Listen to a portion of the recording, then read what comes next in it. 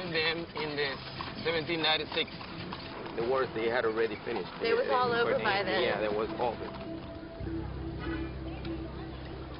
This fort here at San Felipe the Fortress, the biggest fort ever built by the Spanish here in America. Both north and south. This is the biggest. Yeah, this is the biggest one. Yeah. And this fort never was taken by pirates. This is a very serious fort then. Yeah. And it looks to be pretty intact. We could say that the 90% of what we see here, it's original. Wow. Yeah.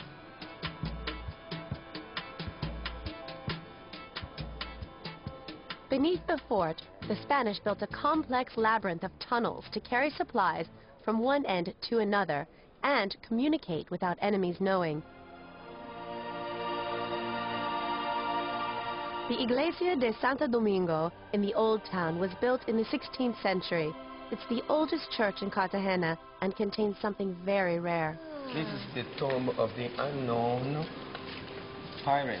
It's very rare to find a pirate buried in a church. A story of this pirate goes that the pirate who belonged to a force attacking Cartagena, he was wounded and he came here for help. But the priests who were living here, they couldn't do anything for him, and he died. And the priests, they wrote this. It said, "The unknown pirate, rest in peace." What happened to the rest of the pirates? Well, usually they throw them in the sea. Right. It's pretty incredible.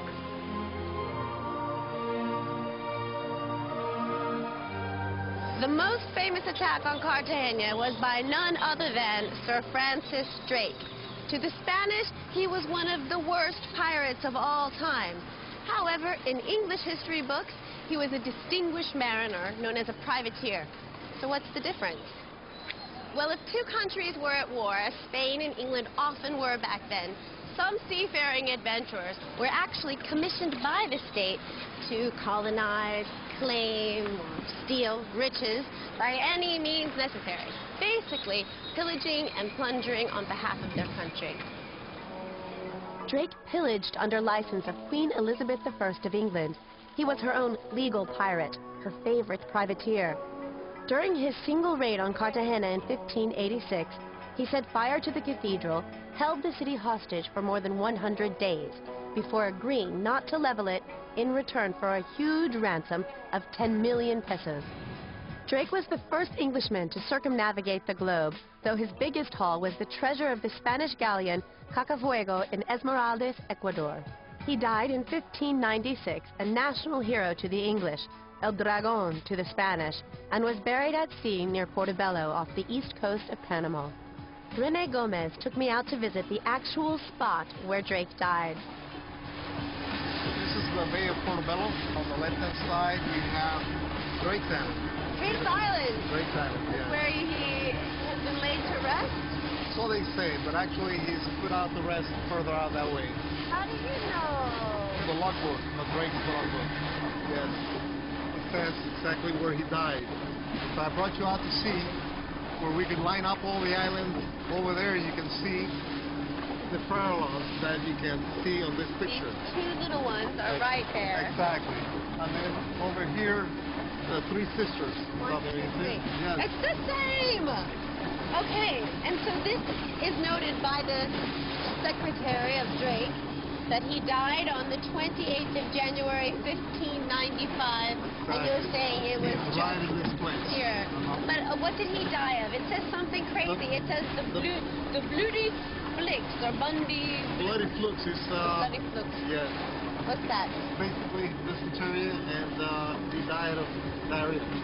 No! Oh, how gross! Drake was in his mid-50s when he died. Now the hunt is on for the lead coffin in which he was sealed. His log states that he lies 2 leagues from Portobello in 30 meters of water. What would happen if Drake was found is disputed. Some say he should be returned to England and reburied at Westminster Abbey. Others say he should be left where he is. When wars ended, some privateers became pirates. Old habits die hard, and some just kept plundering to line their own pockets. One of many who did this was ruthless Welshman Captain Henry Morgan. Despite the peace treaty that England had signed with Spain, well, Morgan, he just ignored it. After all, he had already assembled a force of 2,000 desperados, and he attacked Panama City all the same. I think it was just too tempting for him. 60% of all the silver from the Americas passed through here. This was an immensely rich city. These are the ruins of old Panama City, and I do believe they look pretty much as they did when Morgan left. The story goes that he sent his pistol along with a letter to the Spanish governor saying he'd be there to personally pick them up in 1 year. It ended up taking 3.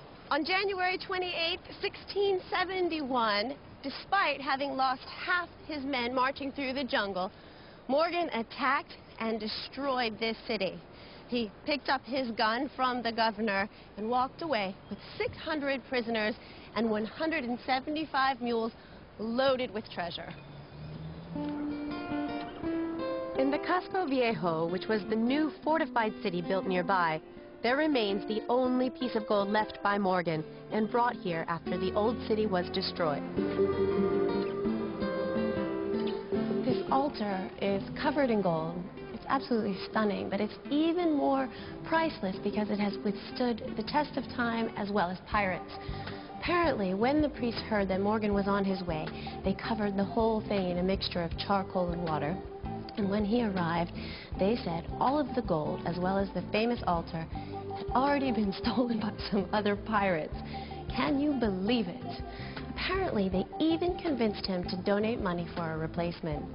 It is said that Morgan told the priests, "I don't know why, but I suspect that you are more of a pirate than I am." Morgan also besieged Portobello a few years earlier in 1667, where it's said the Spanish used nuns as human shields. Yet here in Panama, the story goes that Morgan took a nun with him, who then became a pirate.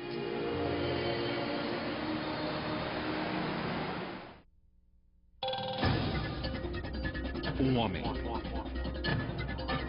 Uma missão.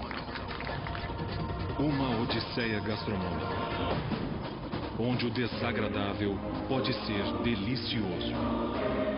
Em um mundo de covardes, este homem é um herói. Uau! Comidas exóticas, com Andrew Zimmern, todas as quintas no Discovery Travel and Living. Con ese chisme tan bueno, ¿se fijará en vos?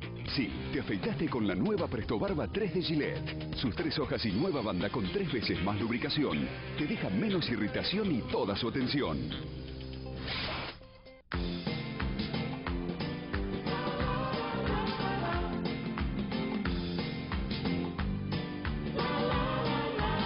Stock permanente.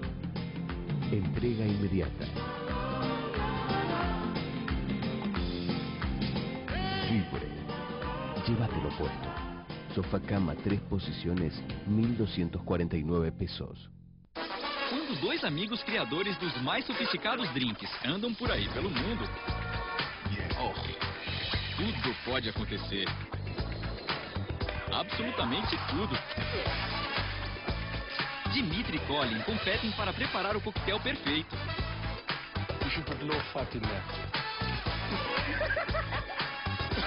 Quem vai ganhar? Desafio Coquetel, todas as sextas, no Discovery Travel and Living. Descubra os 5 melhores destinos turísticos da América Latina, em cada categoria. Praias para surf, spas, ecoturismo, mercados, mergulho, vida noturna, insuperáveis. Top 5, todas as sextas, no Discovery Travel and Living.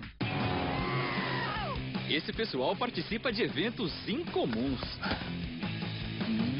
Aprende técnicas para prolongar a vida e até viaja no tempo. Tô meio atrasado. De país em país, sempre atrás de algo diferente. Embarque com os mochileiros. Todas as terças, no Discovery Travel and Living.